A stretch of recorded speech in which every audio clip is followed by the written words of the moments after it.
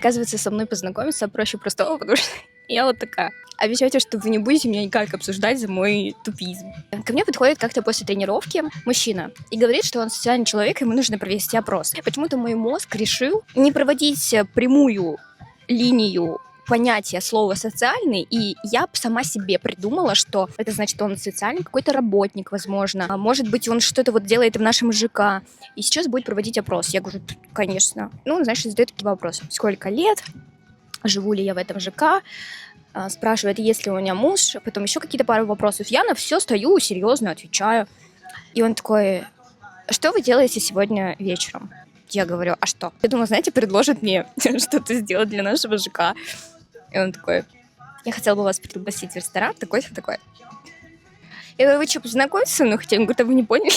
Я говорю, нет. Неловкие ситуации я придумала. Пользуйтесь.